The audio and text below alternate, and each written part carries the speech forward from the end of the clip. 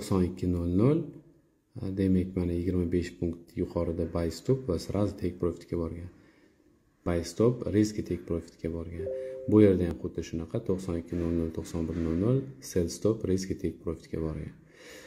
Tak, mana shu tarixni tekshirib chiqsak biz ko'ramizki, faqat bitta qoidasi bor. Bitta qoidasi bu GMT +5, ya'ni Toshkent vaqti bilan примерно soat bu 9 dan keyin bo'lsa sharti bor. Sababi aynan London, Yevropa, Amerika sessiyasida narxlar qimirlaydi va o'shanda ishlash ehtimoli yuqori. Qolgan paytda narx joyida turadi, ishlash ehtimoli kamroq. O'shaning uchun agar tarixni tekshirib chiqsa, juda ham zo'r ishlagan. Mana yana holatlar 91.00 91.50 mana tepaga buy stop va risk take profit. Pastga ham xuddi shunaqa ishlagan mana. Bu yerda yetib kelmagan, bu yerda yetib kelgan va bizda 0 yopilgan. Ko'pincha 0 da yopiladi. Agar bizga qarshi ketsa, Fibonacciga umuman aloqasi yo'q, kimdir Fibonacci deb yozyapti. Bu oddiy narx bilan ishlanadigan savdo sistemasi, oddiygina narx bilan ishlanadi. Shunchaki nima qilinadi? Sizlarga to есть hammasini o'chirib boshqatdan ko'rsatib beraman, чтобы sizlar yana ham yaxshiroq tushunishingiz uchun. Mana pustoy grafik dollar frank любой time frame ochishingiz mumkin. 4 soatlikda yaxshiroq ko'rinadi. Demak, narxni ko'ramiz. Demak, mana 93.00 mana 93.00 agar yuqoridan pastga bo'lsa, demak bizda 92.00 bo'ladi, to'g'rimi? 92.50 uzr, 50 punkt mana. Ko'rdinglar? Demak 92.00 ga qo'yamiz mana. Ko'rdinglar mana. O'rtaliq, demak bizda yuqorida buy stop turadi 25 punkt tepada, pastda 25 punkt sell stop turadi. Shu tariqa biz ishlaymiz. Tak, yo'q, yeni strategiyasiga umuman aloqasi yo'q. Buni absolyutno aloqasi yo'q. Bunda nabarot bu пробойный, yeni отбойный hisoblanadi. O'shaning uchun buni yeni nabarot bu uni qarshi tomoni, chunki bu продолжениеda ishlaydi. Ya'ni 92 dan narx pastga tushgandan keyin 25 punkt sell stop qo'yiladi va 20 punktdan keyin bez убытка qo'yiladi. Natijada hozir ham mana to есть bizda signal bo'lgan 91.75 da. Endi ko'ramiz. To есть demak 20 punkt yurgandan keyin biz bez убытка qo'yib qo'yamiz. Balki stop не важно, to есть 50 punkt stop loss, afsuski stop lossimiz kattaroq, lekin signallar sifati bizni foydamizga, ya'ni juda ham ko'p tarixda ishlagan. Давайте o'tgan yillarni ko'rishimiz mumkin. Mana 92.00 ekan. Tak, demak 91.50 ga qo'yamiz. Demak mana bu yerda ham tez ishlagan, ko'rdinglar mana. Tak, mana 92.00 91.50 mana qaranglar, mana 91.50 mana bu narx. Va demak 91.25 da sell stop qo'ysak, riski take profitimizga borgan. Umuman olganda juda ham bir yaxshi ishlaydi. Kuzatib borsanglar. Mana yana bitta misol, mana o'zingizlar ko'ringlar mana. Hozir sizlarga narxni qo'yib bersam tushunarli bo'ladi. Mana qaranglar. Yana bitta oddiy misol. Tak, demak mana qaranglar, mana 92.00. Davайте narx o'chirib qo'yaman, чтобы yana ham tushunarli bo'lishi uchun. Demak bizga 0 li raqam va 50 o'rtasidagi kerak. Mana qaranglar. 92.00 va 92.50 mana.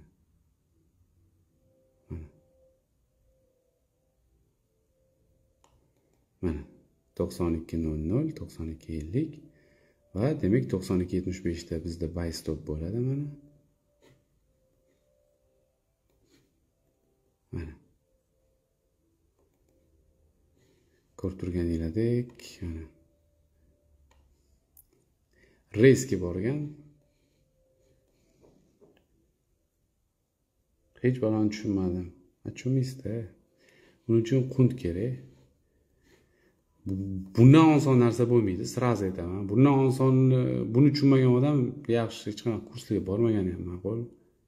Ya borgani ham ma'qul, nabarot. Bazaviy kurslarni. Xo'p, demak 94.00 любой tarixdan qo'yapman. 94.00 93.50. Mana qaranglar. Demak, mana bu yerda sell stop и narx sразу pastga ketdi. Umuman zo'r ishlagan. Menimcha juda ham tushunarli deb o'ylayman. Qanaqasiga tushunarsiz bo'ladi? Ikkita narxni qo'yib, ikkita narx orasida savdo qilish hech qanaqa tahlilsiz, narxni kutib, so'ng narxni orasiga ikkita liniya qo'yiladi. 91.00 tepasida 91.50 bo'ladi, pastda 90.50 bo'ladi. Tushunarli ishda aynan bitta narxni tepadan pastga yoki pastdan tepaga buzishiga o'tib. Mana bu yerda bo'lsak biz sell stop qo'yamiz, buy stop tepaga qo'yamiz yoki pastga yoki tepaga ketadi. Tak, yo lentaga qo'ymayman. Hozir o'zi tekshirib ko'rishinglar mumkin. Haqiqatan qanaqa ishlaganini tarixdan tekshirib chiqinglar. Любой joydan qo'yaman. Любой aytgan joylardan qo'yishim mumkin. Любой. Albatta buni filtrlari bor, uni boshqa payt ko'rib chiqamiz. Xo'p, bitta nima bo'ldi? Tarixdan любой joyga qo'yish mumkin bu narsani. Tak, temizor ishlagan ekan. Pastdan tepaga qanaqa ishlagan ekan? Deylik 97.00 ga qo'yamiz. 97.50 ga qo'yib ko'ramiz. Вообще четкий. Вообще четкий ishlagan.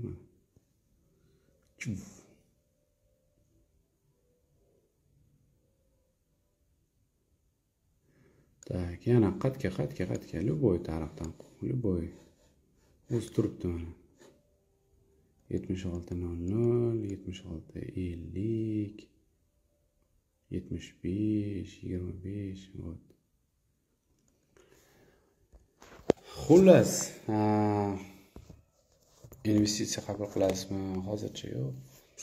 Umuman bo'lganda yo'q. Gaplashib ko'rishimiz mumkin, summa 100 mingdan katta bo'lsa. Xullas, mana dollar frank 4 soatli va aniq raqamlar va 50 o'rtasida narxni qo'yib chiqamiz va tepaga yoki pastga buzib o'tishdan keyin 25 punkt yuqorida buy stop yoki pastda sell stop qo'yamiz. 20 punktdan keyin bez ubitga o'tkazamiz. Shu bilan pribildga olamiz. Yo'q, men analizchi emasman, Farhod uzr, endi zakazga analiz qabul qilmayman. Uni qilib bering, uni qilib bering.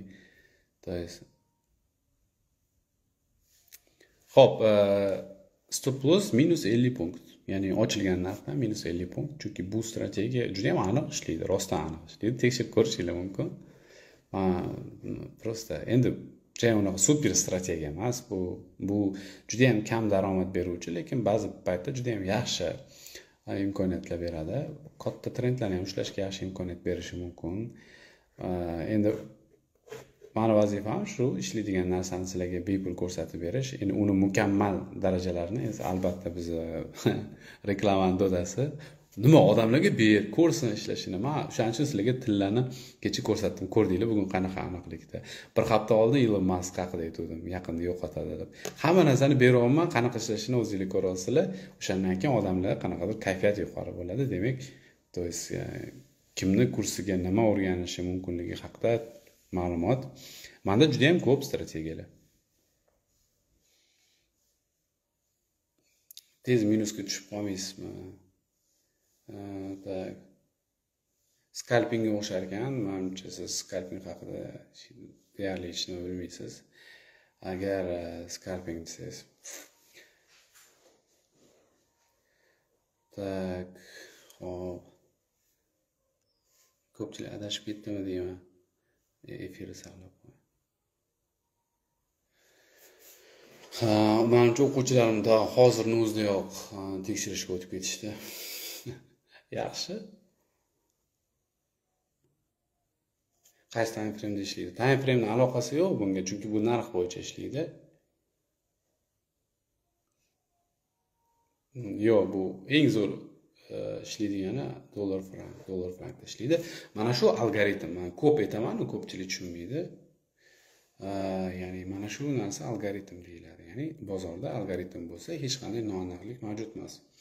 Ya'ni siz oldinda aniq qayerda qachon bitim qilishni bilasiz.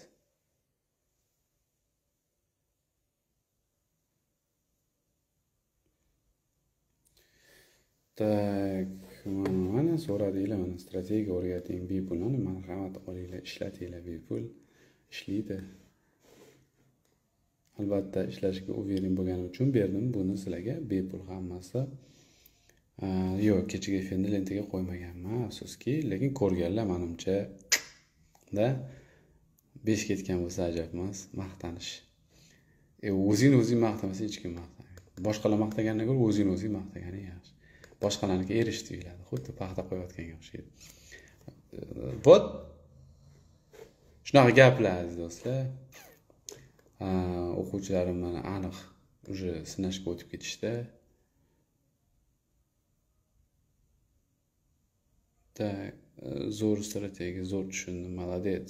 Davay endi ishlatish kerak uni. Ishlatish kerak. Bunaqa strategiyalar to'plami menda degan joylarda. Kimga tushunarli bo'ldi?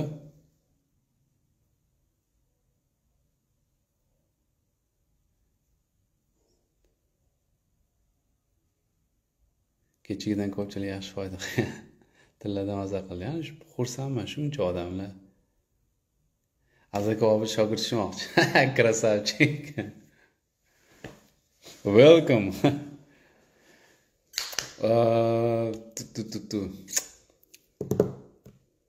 Aytib tashlang hammasini. Серьезно?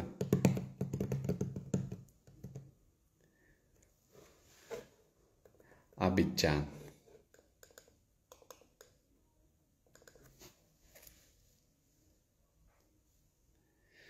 Marhamat, ana endi sizlarga vazifa. Mana sizlarda bitta strategiya bor. Bemalol tekshirib, eng zo'ri bu tarixni tekshirish. Tarixda ko'p ishlagan narsa kelajakda ham ishlaydi. Kecha shuni sizlarga bir isboti bo'ldi, kakras oltinda. Bu oddiy strategiya juda ham, bunga o'xshagan strategiyalar to'plami juda ham ko'p. Strategiya tushunarlimi? Menga maksimum harakat qildim. Juda ham oddiy, qulay, hech qanaqa bir liniyalar, indikatorlar yo'q. Shunchaki narx orasida, shunchaki takrorlanuvchanlikka asoslangan strategiya. Dollar frankda ishlaydi, 4 soatlik time frame'da. Mana efir boshlaganimga 25 daqiqa bo'ldi. Ya'ni 25 daqiqada qanchalik ma'lumotlar to'plami.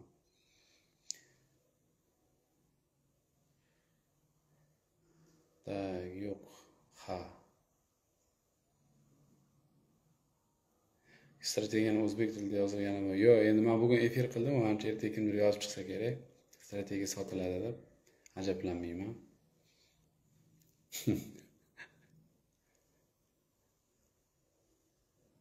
Lekin strategiyani filtrlari bor, uni aytmadim. Shunchaki suni o'zini ko'ringlar. Ishlatib odam nimadir olish uchun nimadir berish kerak-da. Ko'pchilik ko'p tanqid qiladi, bunaqa deydi, lekin hech kim o'zi kontent qilmaydi.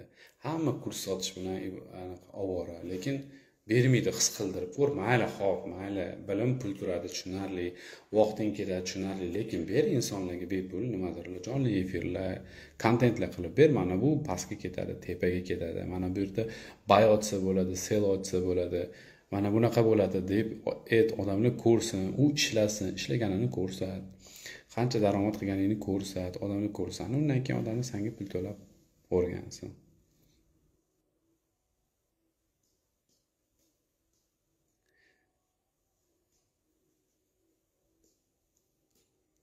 Oddiy bir strategiya xolos. Bunaqa mana arsenalimda bunaqa strategiyadan o'nlab. Men nimaga bu narsani qilaman?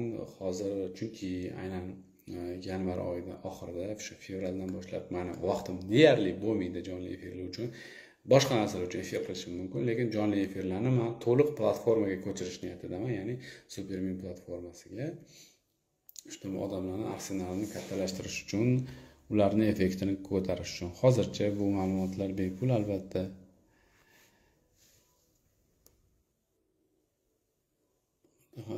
Tradingni faqat maqtaysiz bepul. Mani soham, mani ishim bu narsa.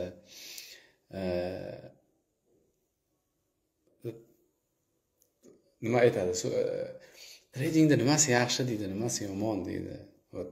Javob bilasizlarmi? Tradingda ko'p daromad qilish mumkin, bu yaxshi tomoni. Tradingda pul yo'qotish ham mumkin, bu yomon tomoni. Boshqa nima deyishim mumkin?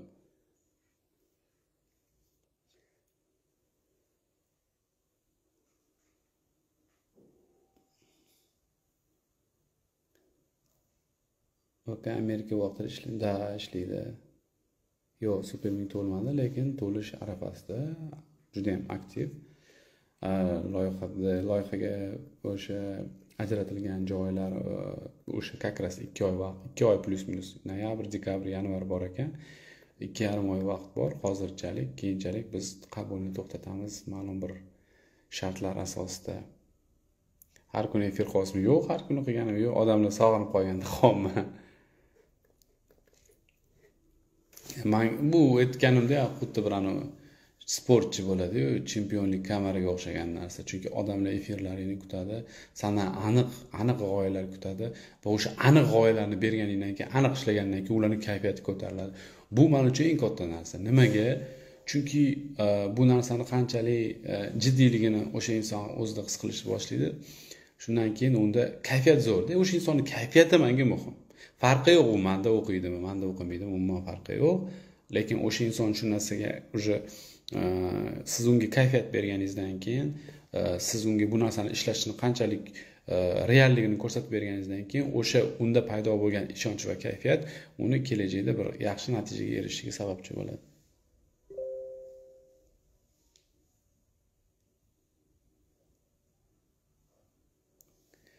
Yarim soat men yaxshi ko'raman qisqa va lo'nda qilib tushuntirishni.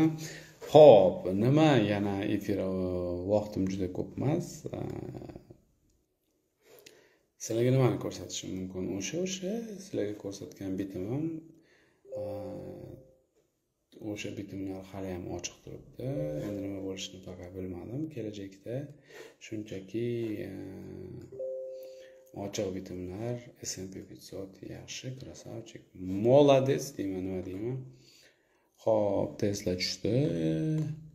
Qolgan kompaniyalarda ham muammo bo'lish ehtimoli bor. Yaqin orada muammo, dostatочно yaxshigina muammo. Amerika iqtisodiyoti rasvo, inflyatsiya juda ham.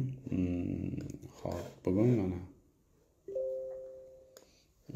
sizlarga dalevkani ko'rsatib beraman. O'quvchilarim sirasi tushunib olsa ajab emas.